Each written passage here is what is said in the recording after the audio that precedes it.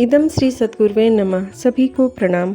हमारी वसीयत और विरासत का नया अध्याय, ब्राह्मण मन और ऋषि कर्म। अंतरंग में ब्राह्मण वृत्ति जागते ही बहिरंग में साधु प्रवृत्ति का उभरना स्वाभाविक है। ब्राह्मण अर्थात लिप्सा से जूझ सकने योग्य मनोबल का धनी, प्रलोभनों और दबावों का सामना करने में समर्थ, औसत भारतीय स्तर के निर्वाह में काम चलाने में संतुष्ट। इन परीक्षाओं में उत्तीर्ण होने के लिए आरंभिक जीवन में ही मार्गदर्शक का समर्थ प्रशिक्षण मिला, वही ब्राह्मण जन्म था। माता पिता तो एक मांसपिंड को इससे पहले ही जन्म दे चुके थे।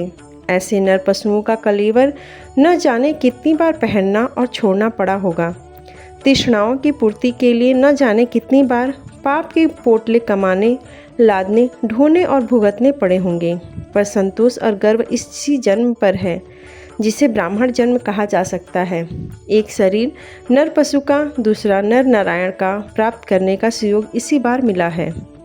ब्राह्मण के पास सामर्थ्य का भंडार बचा रहता है, क्योंकि शरीर यात्रा का गुजारा तो बहुत थोड़े में निपट जाता है। हाथी, ऊँट, भैंस आदि के पेट बड़े होते हैं, उन्हें उसे भरने के लिए पूरा समय लगे तो बात समझ में आती है, पर मनुष्य के सामने वैसी कठिनाई नहीं है। 20 उंगली वाले 2 हाथ, कमाने की 1000 तरकीबें, ढूंढ निकालने वाला मस्तिष्क, सर्वत्र उपलब्ध विपुल साधन, परिवार सहकार का अभ्यास, इतनी सुविधाओं के रहते किसी को भी गुजारे में न कमी पड़नी चाहिए न असुविधा।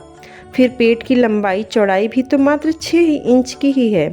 इतना तो मोर, कबूतर भी कमा लेते हैं। मनुष्य के सामने निर्वाह की कोई समस्या नहीं, वह कुछ ही घंटे के परिश्रम में पूरी हो जाती है। फिर सारा समय खाली ही खाली बचता है। जिनके अंतराल में संत जाग पड़ता है, वह एक ही बात सोचता है कि समय, श्रम, मनोयोग की जो प्रखरता प्रतिभा हस्तगत हुई है, उसका उपयोग कहाँ किया जाए, कैसे किया जाए।